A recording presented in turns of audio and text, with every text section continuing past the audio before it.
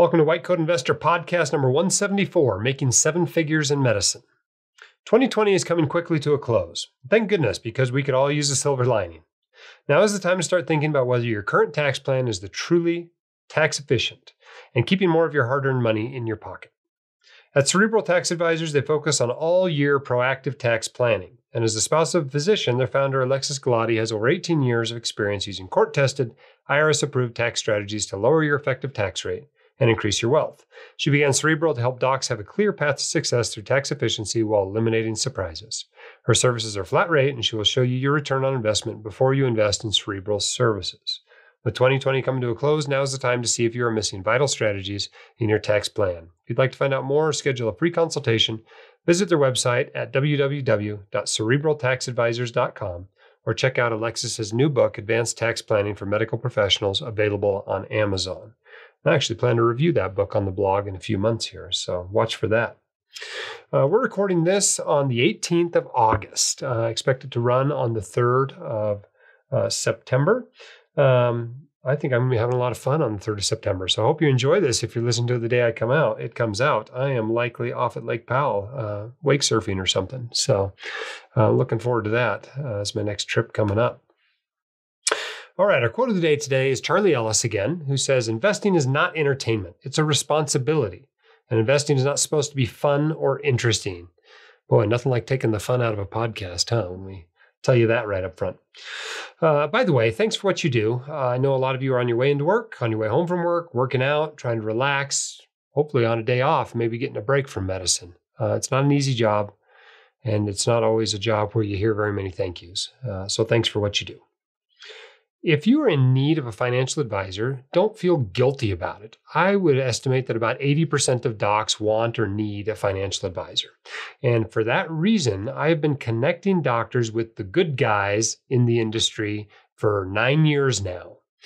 You can find our recommended financial advisor list at whitecoatinvestor.com under the recommended tab. There's a whole list of people all over the country that charge in all the different ways that you could want to be charged. They're all fee-only advisors. Some are hourly rate.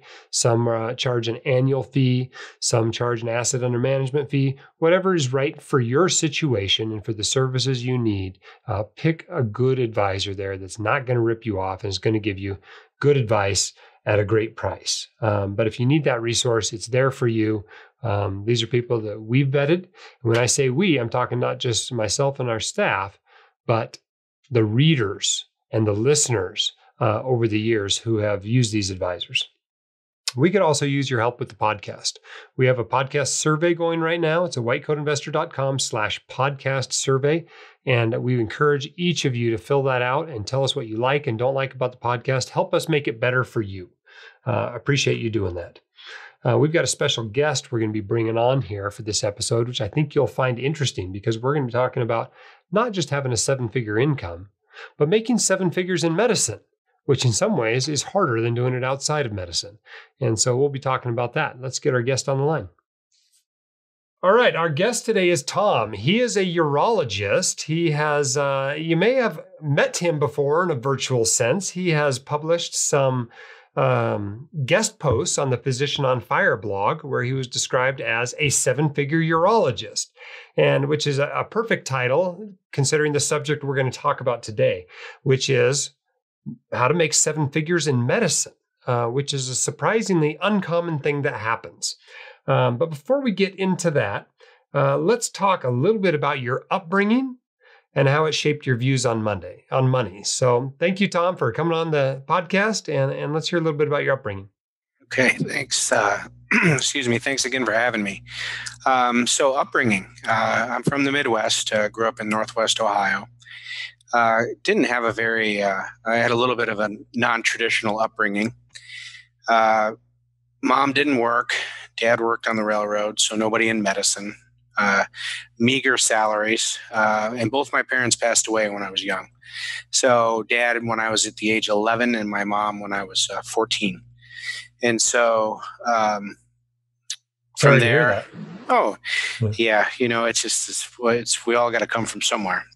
So at that point in time, I was left with about an $8,000 inheritance and actually very fortunately, I was left with being intelligent. So I went to a private high school in my town and was able to do that mostly on scholarships.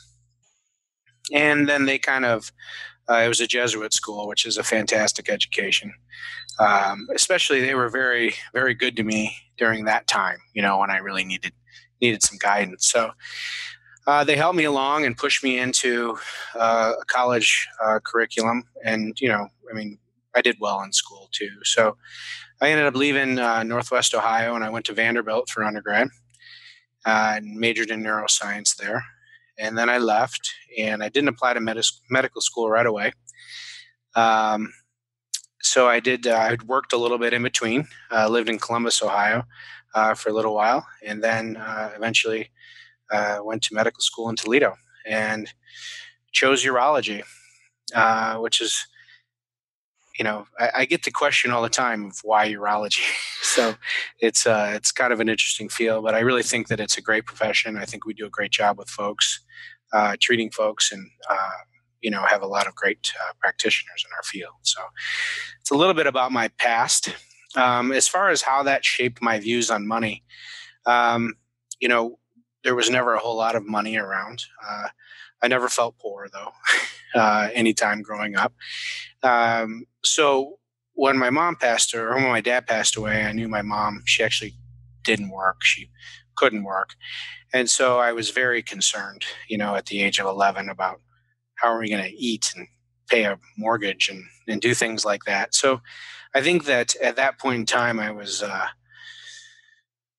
probably thought a little bit more about finance than a lot of 11 and 12-year-olds. And so when she did pass away and I actually got a little bit of inheritance, I started investing that money right away. And, that was late, what would that have been? Early 90s. So there was kind of a mutual fund boom in the early mid 90s. And so when I invested that money, it actually was, doing 30%, 35%, just in, I believe I used the American funds, like just the robust basic mutual funds. But I think from there, just having that small amount of money turn into a larger amount of money for me, which now isn't a large amount of money, but it really sparked my interest in finance and made me probably a little bit more fiscal oriented than a lot of doctors. And I actually entered medicine under the guise that I was going to have a small business. I had thought that it was a business, everybody was in private practice and that's how everything worked. And lo and behold, that's not how everything works. Nowhere near at this point in time. So I guess I was a little bit wrong in choosing that. I love medicine, but that's really not a big part of a medical practice anymore, is the business of it. I mean, there's huge businesses with it, but I feel the solo practitioner has gone away. Yeah, so, we'll certainly get more into that during this podcast, since it's a subject of the podcast. But it sounds like, as far as your upbringing, it was, you didn't come from nothing, but you could see it from there. I mean, no one's going to describe your upbringing as privileged. Do you think that gave you a lot of motivation later in life to be financially successful? Well, I think that early on in life, I think I realized that I had to be responsible for my success. Like I was the only one that was going to do well. I think that, growing up and where I was and where I lived, not many people did well. I believe that my dad made about $14 an hour when he passed away, and my mom didn't work. And I was the fifth child. I was very much a baby. There's a lot of years between me and my next sibling, but, they raised 5 children on that. And so moving into something like the private high school that I did, I got introduced to kind of different ways of life, and then leaving there and moving on to like Vanderbilt, which was it's a very much a wealthy place. I think I just saw other things out there, but I always knew that there was nobody, nothing was given. I'm going to have to do it. And so I knew I had to do it myself. So I think that kind of shaped a little bit of where I came from. As far as being privileged, no. I mean, like I said, $8,000 inheritance. Here you go. I think most people would rather have their parents than $8,000. Yeah, I agree. I would have too. So, Yeah. but no choice in the matter. So I think that's a little bit of what shaped. I think the responsibility for who I'm going to be and where I'm going to be, I think was with me maybe a lot earlier than folks. Now, tell us about your first contacts with the physician financial blogosphere and how they may have shaped your views on money, or were your views already shaped before you ever met any of these folks? So my views, I feel like my views on money and finance change all the time. And so I'm always, and just like being a doctor, you're a doctor too. You're inundated with knowledge all the time. So I was always just looking for different ways and how do people invest and what do people do and what are alternative investments, different tax strategies and things like that. Because I mean, I always use the motto of it's not how much you make, it's how much you keep. And so I think that's really, I was kind of looking for more tax advantage stuff that really got me into the blogging. And so I started, not the blogging, but just reading about. So I've been on your page. I've been through the Physician on Fire page. I really like his page. And I started looking around. There's a ton more that you can look at on there. And it's almost there's too much to take it all in. And so you got to pick a couple guys you like and kind of move forward. But I think that's a wonderful problem that people didn't have a few years ago. Yeah, no, I mean, the fire movement in itself, it's kind of funny because you mention the fire movement to folks and people are usually on it, they know it, or they have no idea what you're talking about. It's just the people that are, and that's the people that I think focus on their personal finance and building wealth and things like that. So that was really my first, it was probably maybe just about 3 years ago that I got into that. So. All right, let's quit beating around the bush now and get on to the subject of the show. We brought you on the show because you're relatively rare among physicians. You make 7 figures a year practicing medicine. Now, urologists are far from the lowest paid doctors in medicine. In this year's Medscape compensation survey, they come in at 7th among the medical specialties behind ortho, plastics, ENT, cardiology, radiology, and GI. According to that same survey, urologists make $417,000 on average. What did you do differently in order to make 7 figures instead of $417,000 a year?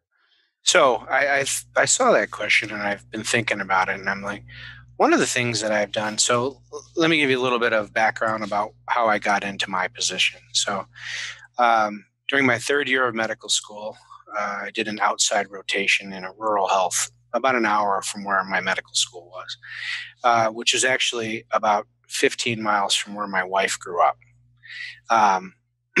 And they knew that I was doing an OB rotation, but I told them, I was already urology. That's what I'm doing. That's where I'm going. That's what I'm going to do.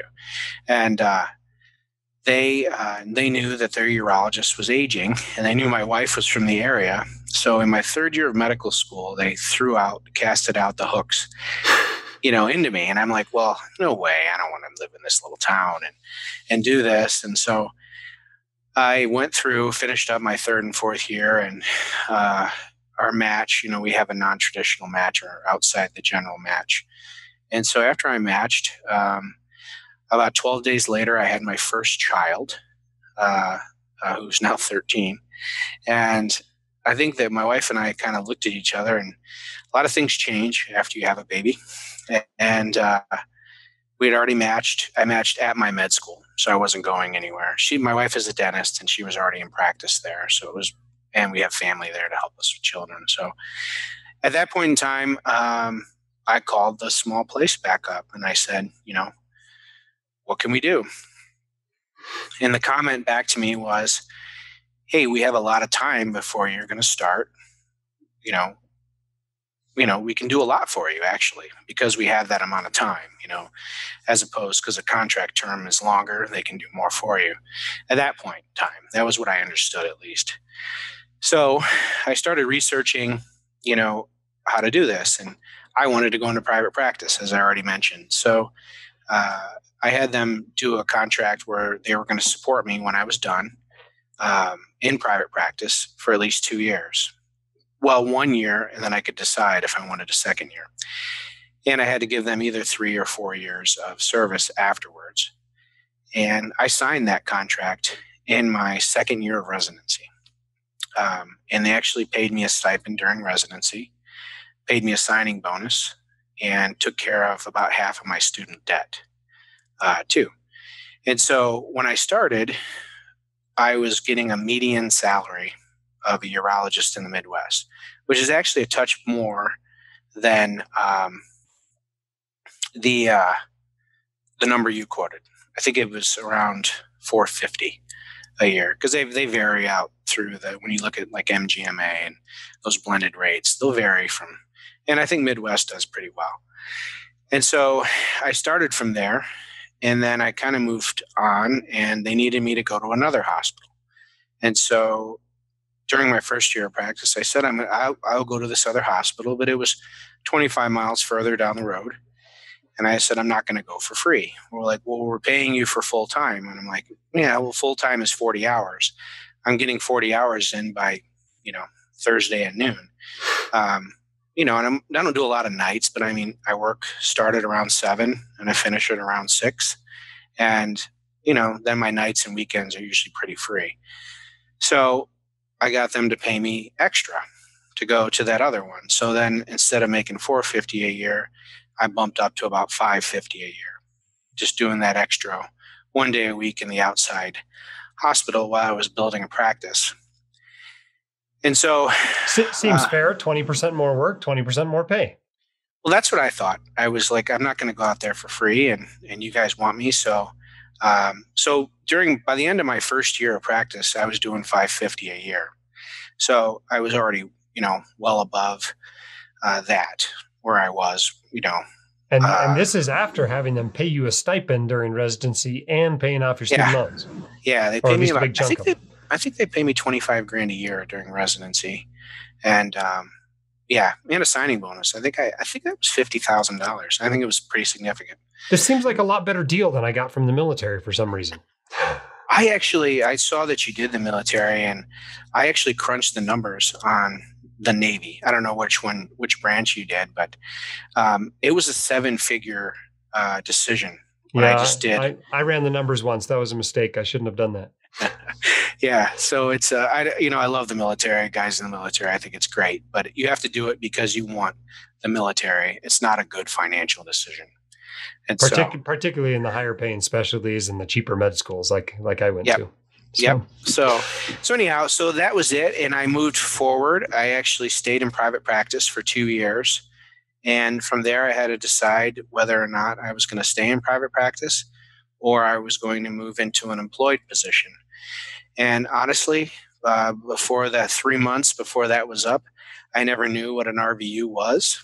I thought to myself beforehand, I'm like, you can't spend an RVU. So I didn't really want to know, what they were or anything like that. It just seemed like it was more worthwhile of what you were getting paid.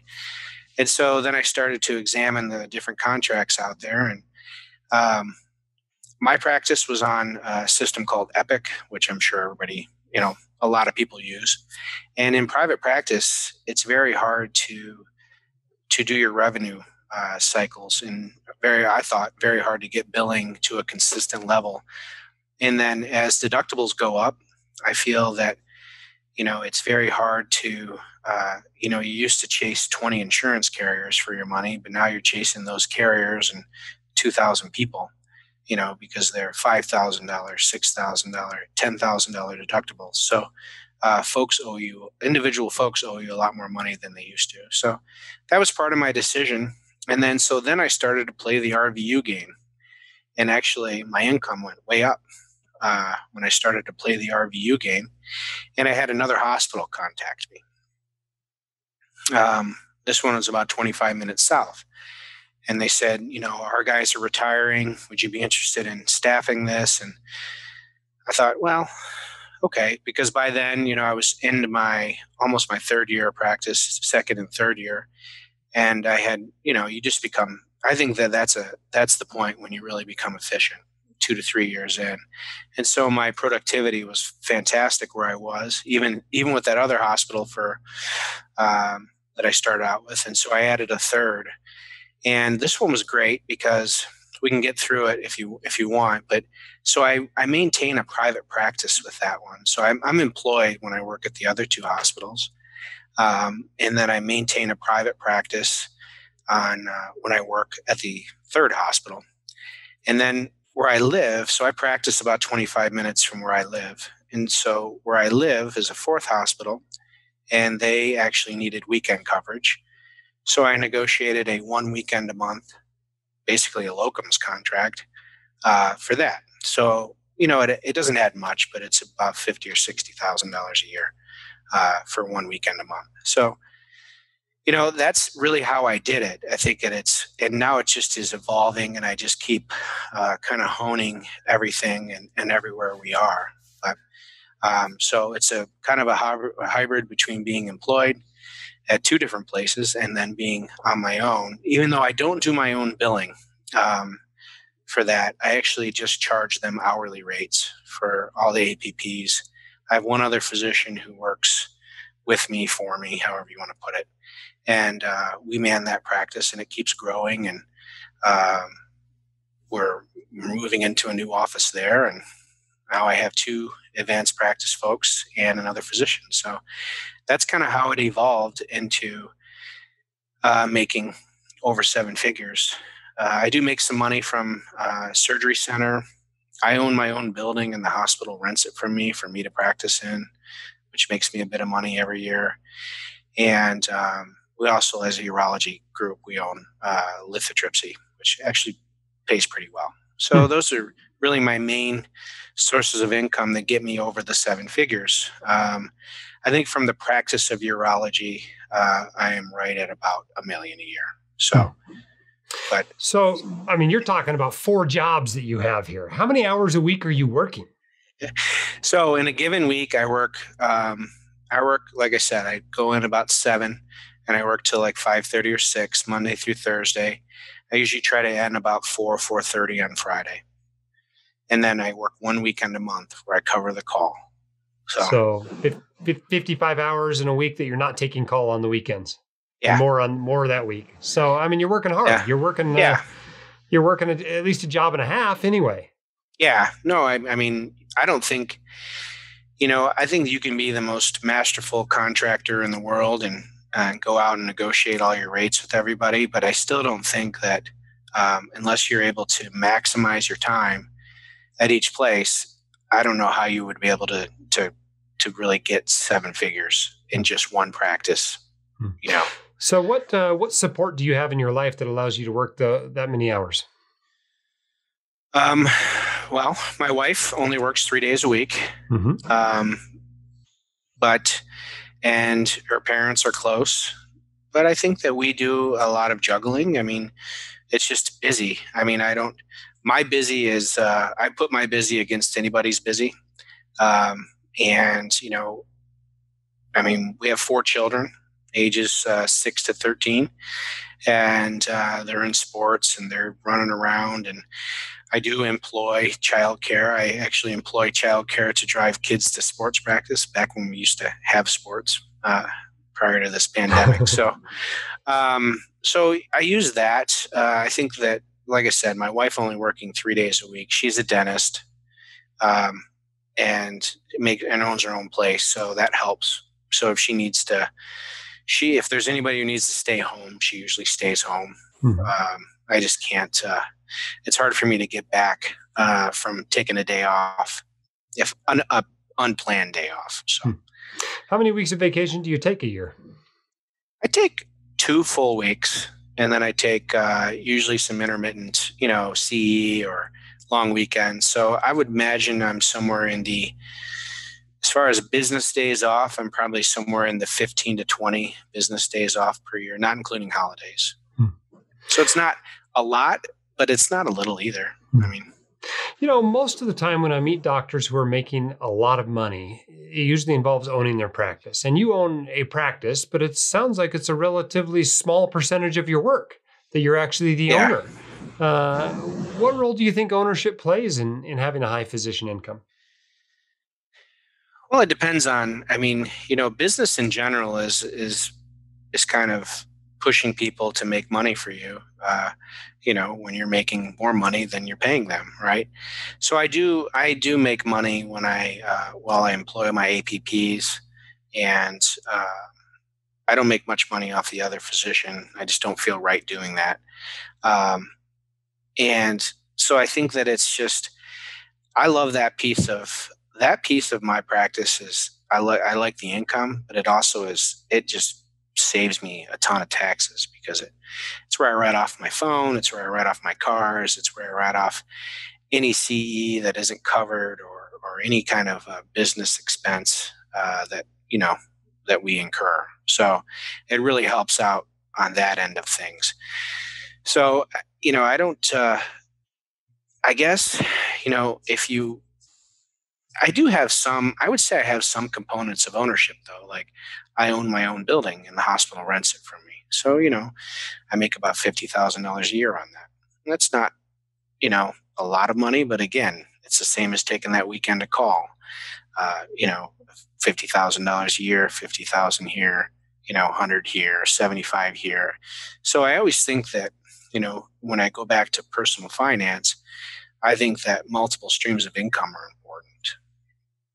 Especially when they're as good as your streams are. Yeah. Yeah. Well, I mean, I just think that that's really important if you're going to build wealth and make a high income. But I don't feel that I'm, uh, gosh, it sounds like I work like a dog, and I don't feel like that at all. You're not feeling burnout creeping in, huh?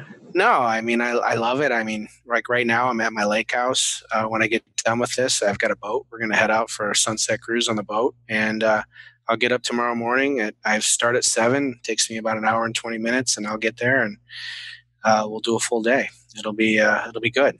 I don't mind the drive. And It's interesting. I saw recent surveys have moved critical care medicine and emergency medicine off the top of the burnout list. And for some crazy reason, urologists have been put at the top in some of these surveys. Why do you think that is? Well, they limit our numbers pretty heavily. I think that when I finished my residency, and I've been out 7 years, that don't quote me, but I think it was around 240 of us that graduated that year in the country. And so I think that, that's why you're seeing a large amount of advanced practice folks in urology. I think that, I don't know, I think that burnout is more of a mindset.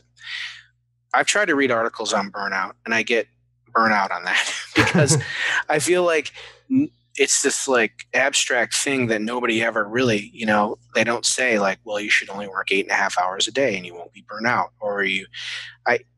What I do is I spend a lot of time training my advanced practice folks. Okay. And I think that helps me a ton. I usually would train those folks for 6 months before I allow them to see their own patients. It costs money and time and effort and all that, but I think that it is an upfront investment. I've seen other practices where they start and within 2 weeks they're seeing their own patients. And I mean, my urology residency was 6 years. I mean, and then you have your primary care clientele sending you, folks for specialty care, and they haven't even been trained. 6 months is not that much when it comes to that, but it's a lot more than a lot of people get. And so I think that, and I focus on their CE. We go to American Urologic. We do things to try to further their education, so they become more and more invested in the practice. And I think that takes some of the heat off of me during the day. And then I built the practice too, where I don't have to do all my results, and I don't do my patient phone calls. I think that they stop. I get the ones that need to be answered by me, because they've been filtered through a couple people first. And I think that, at least for me, I feel like I've set my practice up so that a lot of the enjoyable things I still get to do, and a lot of the other things I've hired and trained folks to do. And so I think that helps me with my burnout. But as far as urology being a burned out field, and let me take this back too, because the other thing that I don't do that other urologists do is I don't do big cases anymore. I gave up robotics. So I am all bread and butter, stone work, BPH work. And so I do 15 to 20 cases a week, but they're all, hour-long cases. So that frees up my nights and my weekends because I hardly have any inpatients ever. And so that, I think that also, if I was doing big cases and I was having to come in, constantly in the middle of the night or just constant phone calls, I think that kind of stuff, especially without a residency program to back me up, to kind of buffer some of that stuff, I think that has definitely helped me without, considering burnout. So you've certainly made some changes in your procedure mix. Have you done anything unique in order to improve your payer mix? When I first started, I was more concerned about the payer mix. At this point in time, the way I am, I'm either hourly or per DM or per RVU. And so I don't get into the payer mix at all. You don't care a bit? No, I don't. I'm volume based. I see we focus on customer service, so our internal referral pattern is really good. We see all, I think that as a doctor, if you don't focus on that part of your business, that customer service aspect, so I think sometimes doctors get a little bit arrogant and, especially me, I'm a monopoly. I mean, I'm the only guy. If you don't want to see me, you got to drive 40 minutes, at least to see somebody, but we don't treat our folks like that and we don't act like that. So, so I don't focus on payers at all. I saw that question, when I was reading through, and I think that game focusing on payers is becoming less and less. I think that they're all kind of coming back to Medicare rates. If you do get a premium, it's not what it used to be. So, especially in our part of the country. So, speaking of your part of the country, I mean, there's a doc sitting here listening to this podcast, driving into work, a urologist in Manhattan or San Francisco or LA that's making $300,000 a year. What do you say to that doc? Oh, geez. I feel bad for him. It's what I would say is that I make a lot of money, but I went where there was a great need. Okay. I see this happen. I saw it happening in residents, who are above and below me, where they want to go to Salt Lake City because their mother-in-law lives there, which is all normal stuff. But, they're pushing their way into a market in Salt Lake City where there's a lot of people that want to go. Same with like San Francisco, and New York has the highest amount. New York City has the highest amount of residency programs. Like, I think the city of New York has more residency programs than any other state in urology. And so if you go to those areas where there's, where there's a high concentration of folks, then you're going to have to kick and claw. I was doing an advisory board meeting on my way up to the lake in the car. We were talking about referrals from the ER. And, I have probably 5 hospitals where I'm it. When they get a referral from the ER, it's to me and there's to nobody else. So if you are practicing in New York where somebody could be referred to 70 guys, it's just a tougher game that I'm playing out here.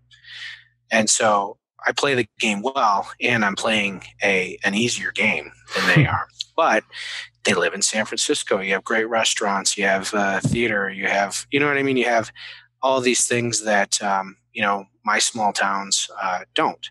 And so I have to travel to those. But I do think about that because, you look at the housing prices there and, I have expensive houses. Both of mine are, but they're massive. They're huge. They're, very nice. And they're still not as expensive as, a 3-bedroom apartment would be in New York City. So $500,000 even goes a long way in the Midwest. Oh, yes, very, very far. Yeah, Yeah. very far. So, So do you think they realize how much income they're giving up to not live in the Midwest? well, first off, I don't think it's just the Midwest. I think the South is well compensated too. I think Mhm. it's kind of more the if if you're in a non-lifestyle city, all the lifestyle cities, I think are tough to get the compensation. I think that they have to know somewhat. Um, I would feel like unless that was the only places they applied to, but also I would tell you that my email is I probably get 10, 12 job offers a week via email that are very legitimate job offers. And so you have to see it, right? I don't know how they couldn't see it because I'm sure they're getting all the same emails and postcards, and I get phone calls, recruiters calling like all the time for locums work and real work. And I mean, I think that we're a starved field, and it kind of goes back to our burnout. So Hmm. they have to see it. And as far as it goes, I mean, I think that maybe they would move, but again, you know, your wife probably their wives probably love New York City, or their husbands have a job here, or and so you get tied down to a place. And also, it'd be hard for me to move right now.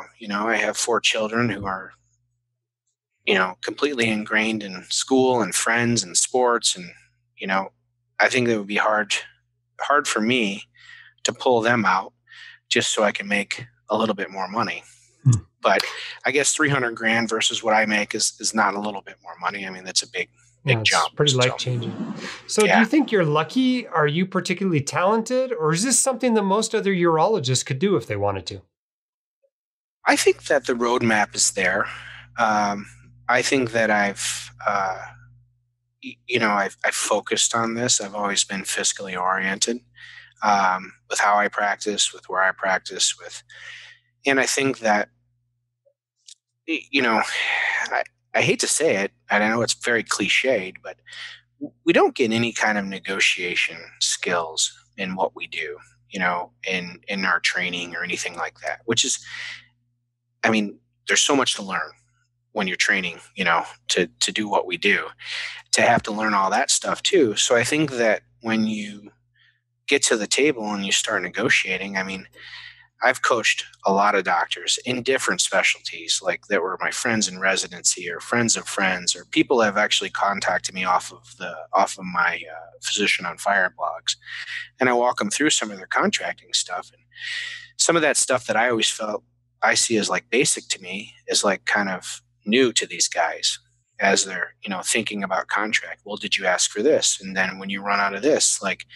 an employed contract, like you, they'll give you 3 stats. They'll give you median dollars per RVU, median salary, and then they'll give you median RVUs work.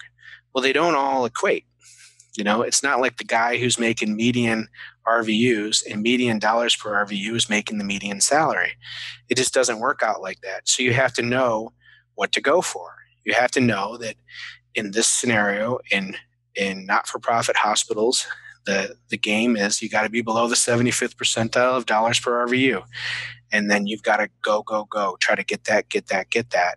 And then everything else doesn't matter. And then when they stop there, then you got to move on to staff. You got to make sure you have enough staff so that you can run your factory once you get your factory set up. So that's where I just don't think, I think that I understand contracting well. That's probably my best thing that has allowed me to do well. So, I've often said that intraspecialty income differences are much larger than the interspecialty income differences that we see in these salary surveys. Do you agree with that? And if so, why do you think that is? I do. I do see it. I mean, we just talked about it. So, Mhm. I think you're in emergency medicine, correct? That's right. And so you guys work mainly by hour, or It's highly variable. I mean, sometimes people are paid an hourly rate. Sometimes they're paid by the shift. Sometimes they're paid a salary. In private groups, we divide up the money that's left after paying all our expenses at the end of the yeah, month by how many shifts we work, and that's what we get paid in my group. yeah. So it's pretty So variable. I think that again, I think a lot of the things I already discussed are the main variables. I think that you have to know, you have to go to a place where you're needed. I tell that to everybody when I'm going. Just because a hospital is trying to hire you doesn't mean it's a good place to go. There might already be 12 guys in a private practice there, and the hospital has just butted heads with them for the last 2 years, and they're like, we're going to just hire our own guy. Well, you're going to go there, you'll make your guaranteed salary for 2 years, and then after that, you're going to be kicking and screaming to try to make the money.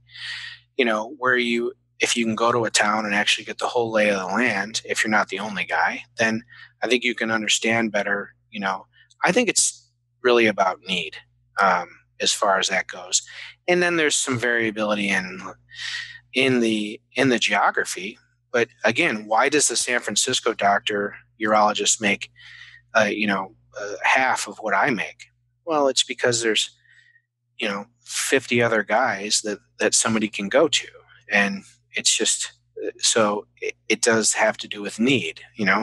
Is he really needed there? Can 49 guys handle what 50 guys could? Yeah, they could. So they could all make a little bit more money. And I think that was one of the things that urology has tried to do in general by keeping their numbers down, the same way that derm does and ENT does, ophthalmology. I mean, they make it so that when you get done, there's very good need for you out there. So, and the nice thing about going someplace where you're needed is it allows you to do well while you're doing good. I mean, yeah. Without you in that town, people are now driving 45 minutes to find a urologist who's probably in a town that's just as busy as yours. Yes, exactly. Yeah. And so I think it's good for the patients too. Yep. I think it all harkens back to need when it comes to that. So, All right. Well, let's talk about life as someone earning $1 million a year. In most areas of the country, your financial life is very different. Making $1 million a year versus making a $250,000 a year. All of a sudden, you can pay off your debts and reach most of your financial goals in just a few years.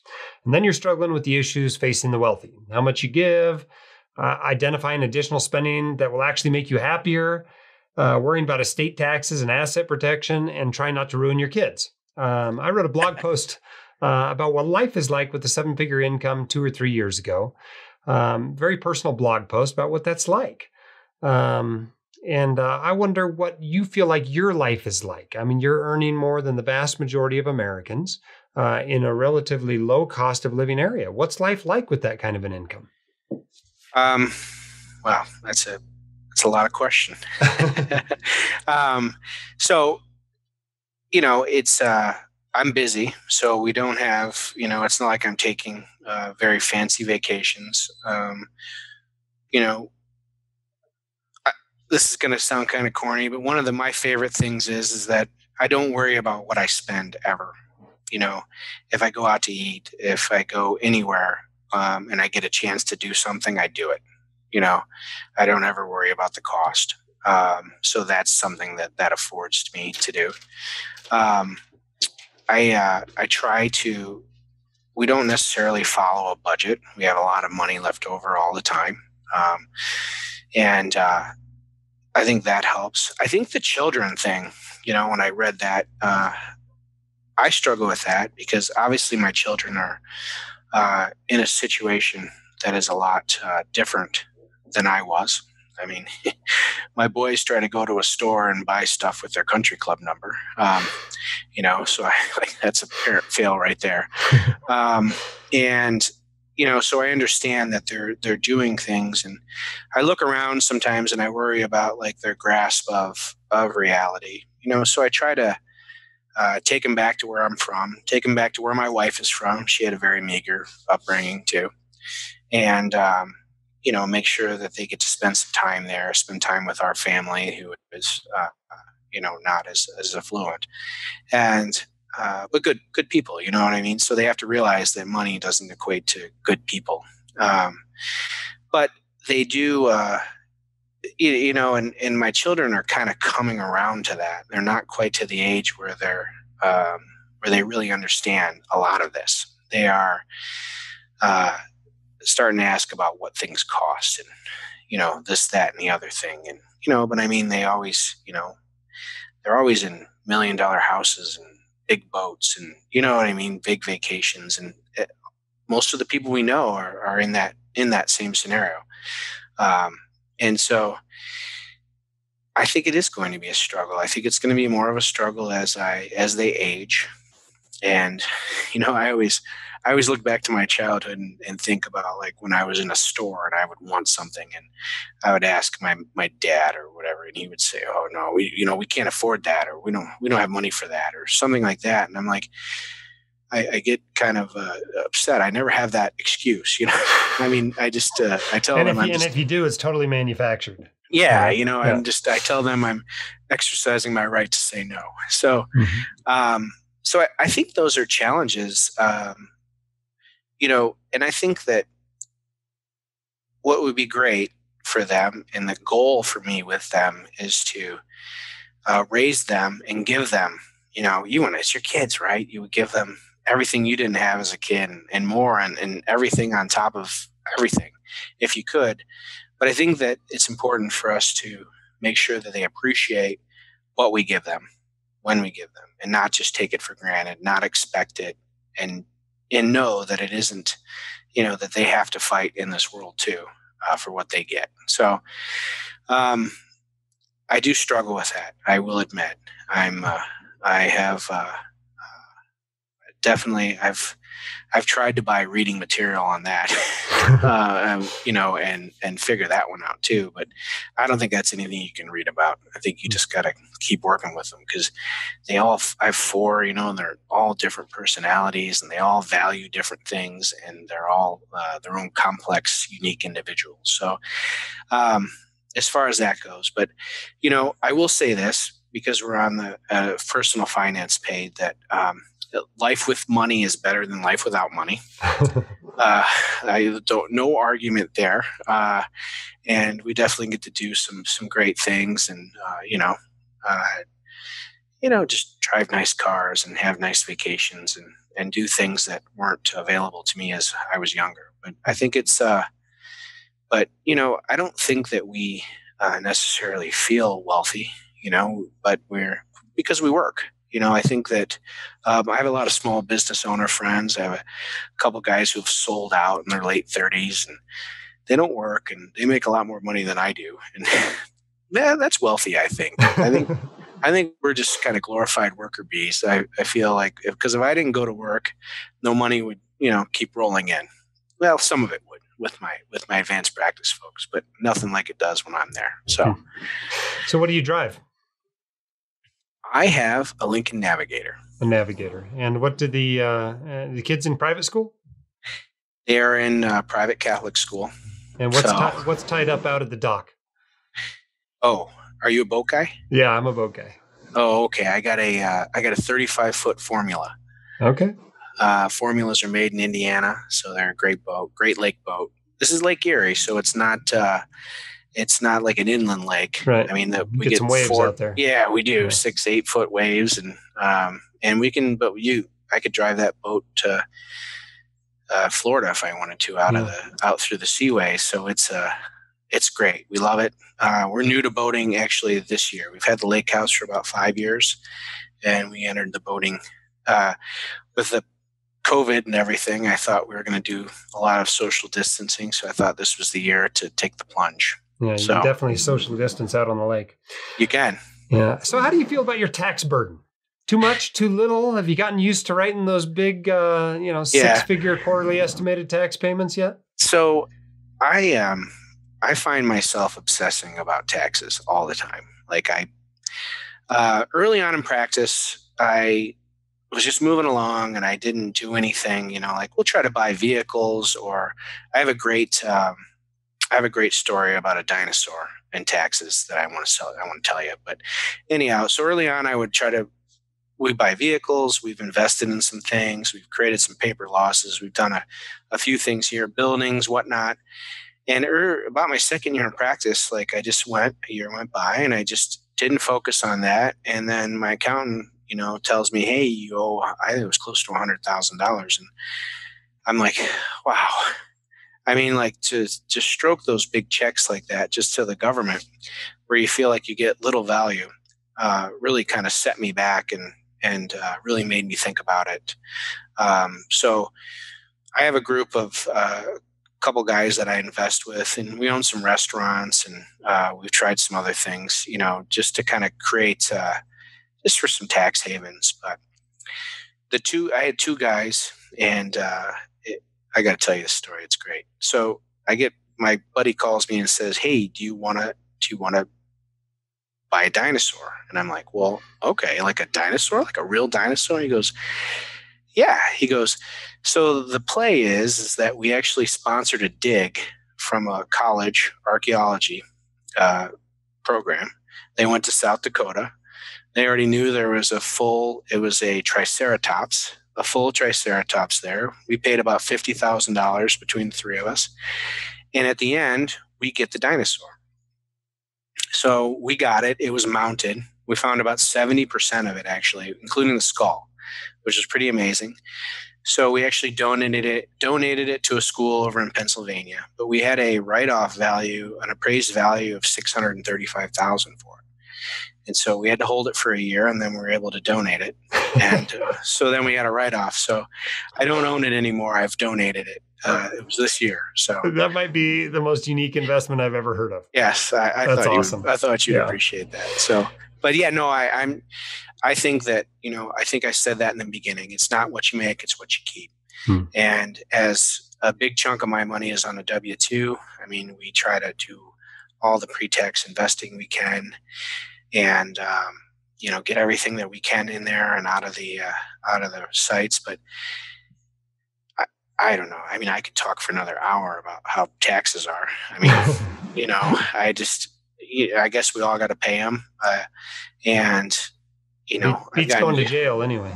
It does. They'll always find you, so you might as well just pay them. So, what do you wish people knew about very high earners? Oh, this is going to sound bad, but I mean, I think that money doesn't solve everything. My wife and I come home and we have the same struggles that everybody does. Cooking dinner, getting kids to practice, trying not to keel over before 9:00, when we get our kids in bed. And then we wake up and we do it all again. It's just at the end of the day, when we tally up what we made that day, it's a lot more than other people. But I don't think that it doesn't provide a worry-free, stress-free life. I think that it just provides, hopefully an earlier retirement and some legacy. I think we meant it was in your questions, and just so that maybe the kids can have a little leg up, afterwards. And I think that's,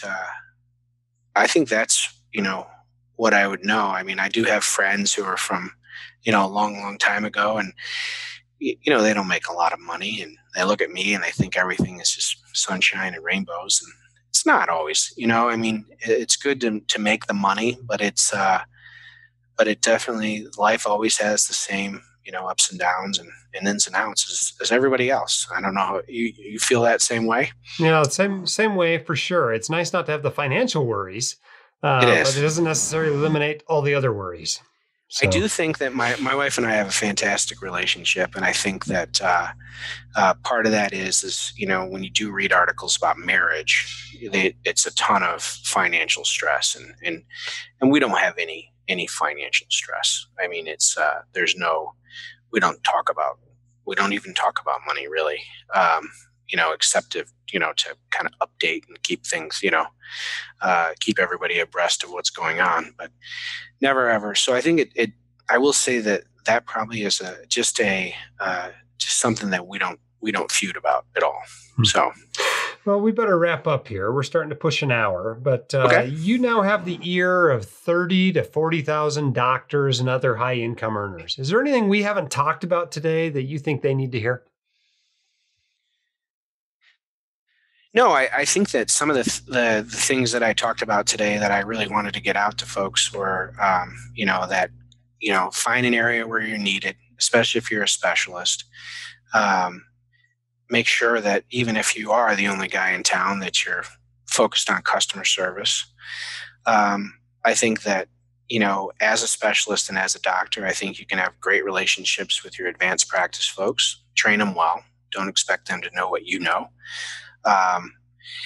And, just keep your eye on the ball. I think that, in medicine, I think that we're going to see more evolution. There's going to be more changes. And I think that in order for you to be the highest earner that you can, you're going to have to be pliable.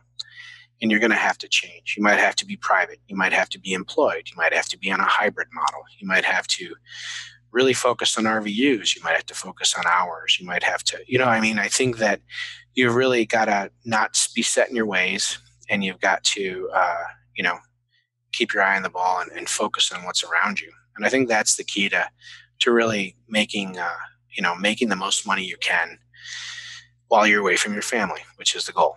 So, yeah. Well, Tom, thank you so much for coming on the White Coat Investor Podcast. Congratulations on your success, and I hope you enjoy your lake cruise this evening. Thank you. Take care. Bye-bye. I hope you enjoyed that interview. It's fun sometimes to lift the cover and look at what's going on in other people's financial lives. You feel a little bit like a gawker, but it is enlightening because you compare and you contrast to your own life, and you think about the things that you can do better, and think about the decisions that you might not have made, the trade-offs you might not have made, and maybe that's why you make less money than Tom does.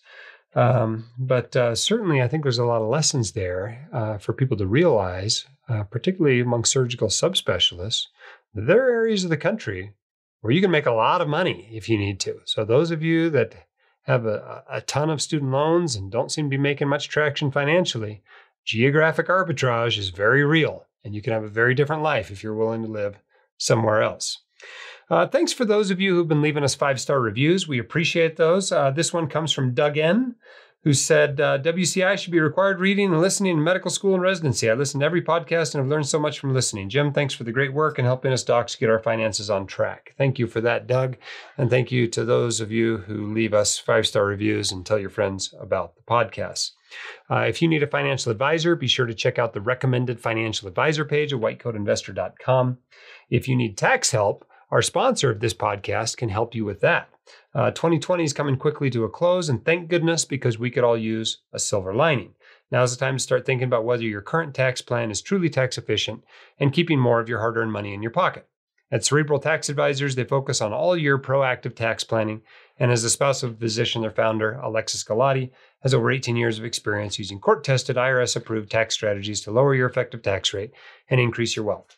She began Cerebral to help docs have a clear path to success through tax efficiency while eliminating surprises. Her services are flat rate, and she will show you your return on investment before you invest in Cerebral's services.